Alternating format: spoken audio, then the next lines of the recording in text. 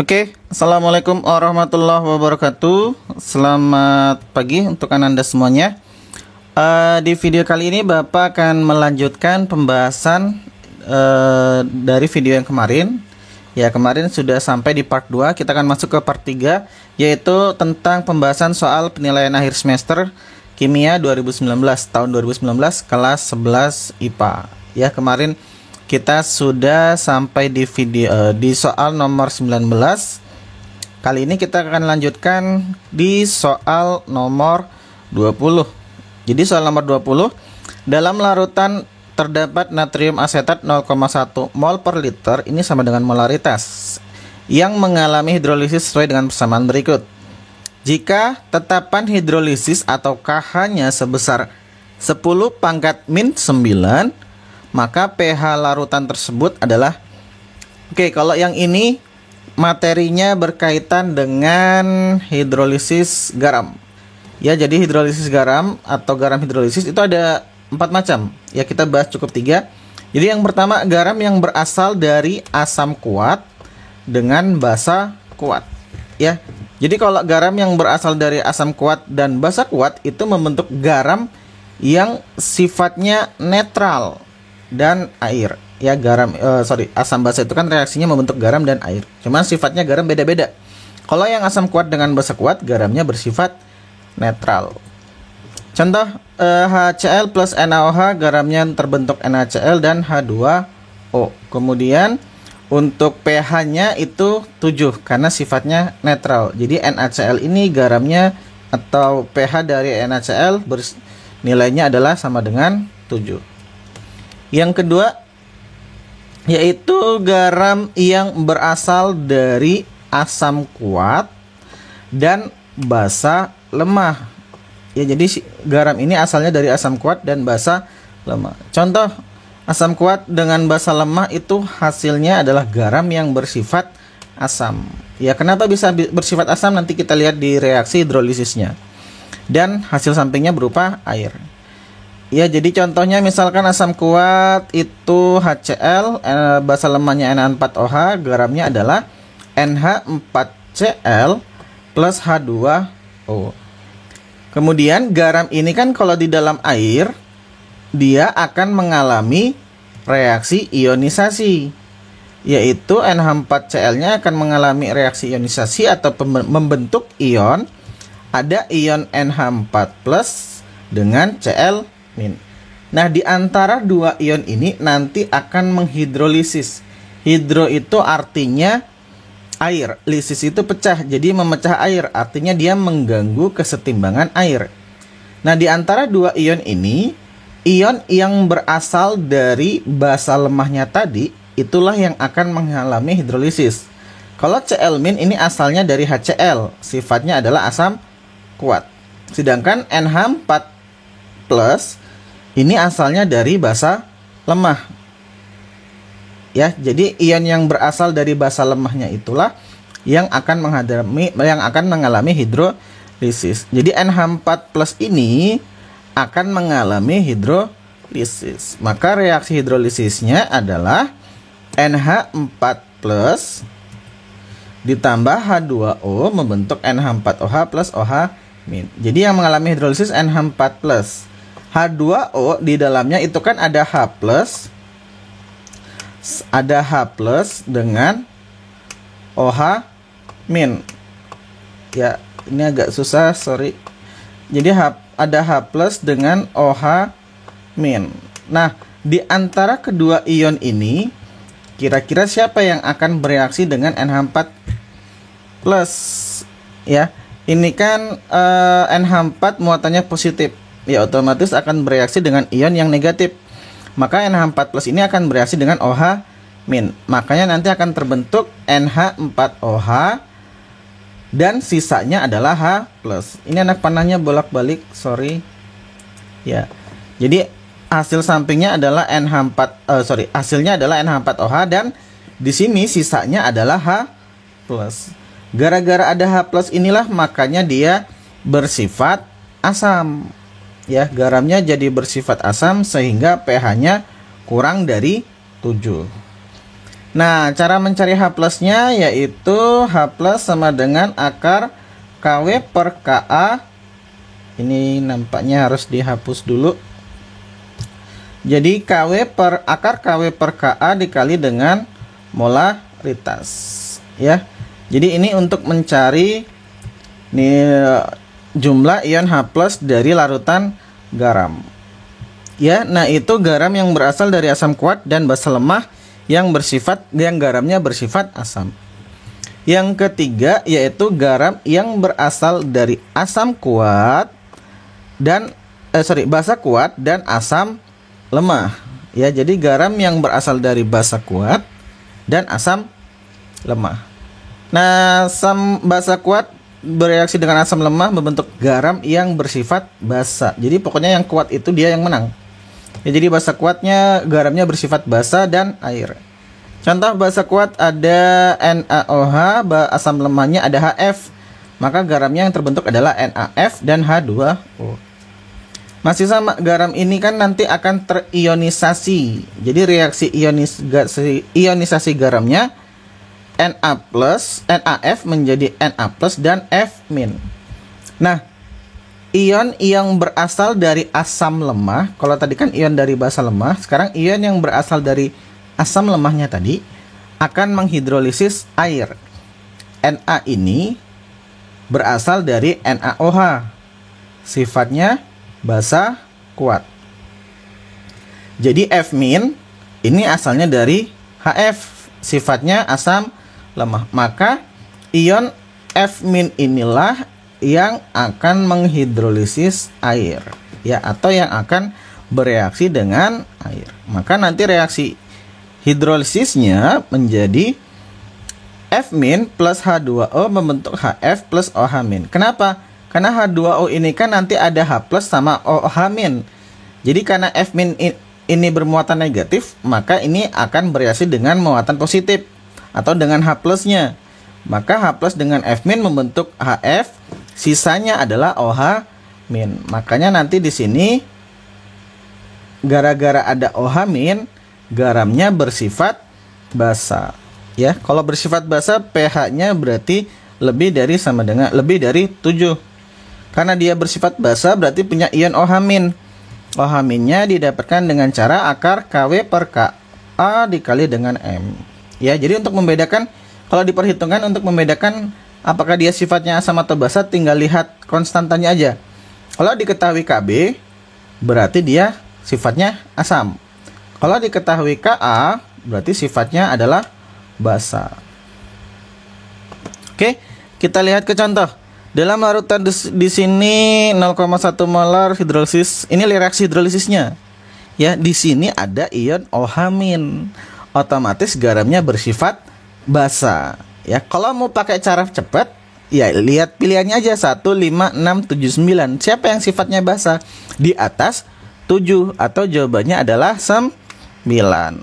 Ya, itu kalau pilihannya basanya cuma 1. Tapi kalau seandainya semuanya pilihannya adalah basa, mau tidak mau harus kita hitung. Ya, karena dia ada ion OH-, maka OH-nya sama dengan akar KW per KA kali dengan M. Nah, ini yang diketahui KH. KH itu apa sih, Pak? Sebenarnya kalau dalam penurunan rumus, ini kan rumusnya langsung. Jadi ya, sebenarnya ada penurunannya. KH itu adalah ya KW per KA. Itu adalah tetapan hidrolisis. Maka OH-nya menjadi akar 10⁻⁹, M-nya 0,1, 10⁻⁻⁴. Maka hasilnya adalah akar dari 10⁻⁻⁴, atau diakarin jadi 10⁻⁵. Kalau OH-nya 10⁻⁵, maka POH-nya sama dengan 5 dan pH-nya sama dengan 9. Ya, jadi jawabannya adalah yang A. Kemudian yang kedua, yang nomor 21. Soal nomor 21. Perhatikan data berikut. Ini ada larutan nomor 1, nomor 2, 3, 4, dan 5. Ini ada larutan garam. Kemudian ini ada uji coba lakmusnya. Lakmus birunya kira-kira berubahnya gimana, lakmus merahnya berubahnya gimana. Dari data larutan garam di atas, yang paling tepat memberi warna dengan kertas lakmus biru dan lakmus merah. Berarti ini data ini kira-kira yang cocok Gimana dengan sifat garamnya? Nah, karena garam itu terbentuk dari asam dan basa, maka mau tidak mau kita harus hafal daftar untuk senyawa asam kuat, asam lemah, basa kuat, dan basa lemah. Asam kuat itu ada HCl, HNO3, H2SO4, dan HClO4.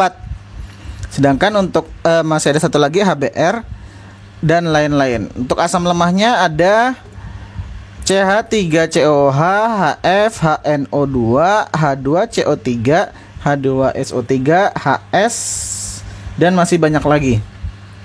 Kemudian untuk basa kuatnya ada basa yang ada di golongan 1A dan 2A. Jadi 1A itu kan ada H, Lina, Kawan, Robi, CS, Firdaus, ada Li, Na, K, CS, Fr. Jadi kalau yang 1A dengan OH berarti misalkan Na jadi NaOH, kemudian K jadi KOH. Sedangkan kalau basa kuat yang logamnya di golongan 2A, maka senyawa basanya 2A, contohnya ada Mg. Jadi MgOH 2 kali, kemudian ada Ca, jadi CaOH 2 kali.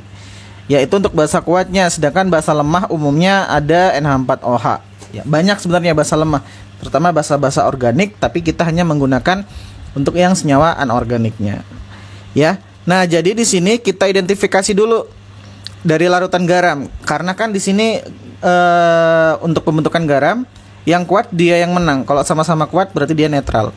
Contoh CH3, garam itu kan dari positifnya basa dengan negatifnya asam. CH3COK berarti ini dari asalnya ada ion K, ada ion CH3CO-. K-nya dapat dari KOH, ada di basa kuat. Kemudian CH3COO-nya ada di asam lemah. Maka garamnya ini bersifat basa. Kalau bersifat basa berarti lakmus merah berubah jadi biru. Sedangkan di sini tidak berubah, maka data yang ini datanya salah. Kemudian Na2SO4 berarti ion positifnya Na, ion negatifnya SO4. Ion positif punya basa yang ada Na-nya ada di basa kuat golongan 1A. Sedangkan SO4 ada di asam kuat. Kalau basa kuat dengan asam kuat, maka dia netral. Kalau netral berarti tidak merubah lakmusnya. Yang birunya tetap biru, merahnya tetap merah. Maka ini juga salah. Berarti antara 3, 4, dan 5. Yang 3, CH3COO 2 kali Ca, lakmus. Ini ada ion Ca, ada ion CH3COO. Ca-nya dari basa kuat di golongan 2A, CH3COO-nya dari asam lemah. Maka garamnya bersifat basa. Kalau bersifat basa berarti lakmus merahnya berubah jadi biru. Maka yang ini jawabannya benar. Kemudian CaCl2 itu garamnya dari ion Ca dan Cl. Ca-nya dari golongan 2A basa kuat, Cl-nya dari HCl asam kuat. Dua-duanya kuat, berarti garamnya bersifat netral. Kalau netral berarti garamnya tidak merubah kertas lakmus. Maka yang ini salah. Kenapa? Karena lakmus merahnya di sini berubah jadi biru. Oke, karena dia cuma satu ya, jadi jawabannya adalah yang nomor 3. Ya, nah itu untuk sifat asam basa dari senyawa garam. Kemudian berikutnya di nomor 22 masih sama. Garam yang dalam air terhidrolisis menghasilkan ion H+. Kalau menghasilkan ion H+, maka di sini garamnya bersifat asam. Kalau bersifat asam, maka dia harus terbentuk dari asam kuat dengan basa lemah. Oke, basa lemah itu ini Na, ini semuanya basa kuat. Ini pun juga Na. Maka basa lemahnya adalah NH4Cl, NH4OH, asam kuatnya adalah dari Cl, yaitu senyawa HCl. Maka jawabannya adalah yang E. Soal berikutnya, jika suatu asam kuat bervalensi 2 bereaksi dengan larutan basa lemah bervalensi 1, dan jika jumlah kedua mol 2B 2 kali mol larutan A, maka larutan garamnya akan bersifat gini aja, ini kan asam kuat dengan basa lemah. Ya, kalau dianya habis bereaksi ini valensi 2, ini valensi 2, ini valensi 1, maka perbandingan molnya harus 2:1. Ya, ini asam kuat dengan basa lemah, maka garamnya bersifat asam. Kalau bersifat asam, dia akan terhidrolisis parsial. Parsial itu sebagian, jadi cuma 1 ion yang terhidrolisis, ya. Makanya tadi kan ada ion yang berasal dari asam lemah atau ion yang berasal dari basa kuat. Yang terhidrolisis siapa? Yang terhidrolisis adalah yang berasal dari zat yang sifatnya lemah, makanya disebut sebagai terhidrolisis parsial. Dan dia bersifat asam karena berasal dari asam kuat. Maka jawabannya adalah yang C. Berikutnya di nomor 24, massa amonium nitrat MR80 terlarut dalam 250 ml air dengan larutan pH-nya adalah 5,5, KB-nya 2 kali 10 pangkat min 5. Kalau pH-nya 5,5 otomatis dia sifatnya asam, ya. Kalau dianya asam, pH-nya 5,5, maka H plusnya adalah 10 pangkat min 5,5. H plus dari senyawa garam itu kan H plus sama dengan akar KW per KB kali dengan M. H plusnya 10 pangkat min 5,5, KW-nya 10 pangkat min 14, KB-nya 2 kali 10 pangkat min 5. M-nya kita cari dulu. Maka 10 pangkat min 5,5 sama dengan akar dari 10 pangkat min 14 per 2 kali 10 pangkat min 5 dikali dengan molaritas, ya. Nah, cara menghilangkan akar itu kan harus dikuadratkan, ya. Jadi ini dikuadratkan, ini juga dikuadratkan. Jelek betul. Ya, kalau dikuadratkan maka akarnya hilang. Jadi nanti 10 pangkat min 5,5 dikuadratkan jadi 10 pangkat min 11, maka ini akarnya ketika dikuadratkan hilang. Jadi 1/2 itu kan 0,5. 10 pangkat min 14 dengan 10 pangkat min 5 itu 10 pangkat min 9. Jadi 0,5 kali 10 pangkat min 9 jadi 5 kali 10 pangkat min 10 dikali dengan molaritas. Maka molaritasnya adalah 10 pangkat min 11 per 5,5 kali 10 pangkat min 10. 1/5 itu 0,2. Ini 10 pangkat min 11 dengan 10 pangkat min 1 berarti 10 pangkat 10 pangkat min 11 dengan 10 pangkat min 10.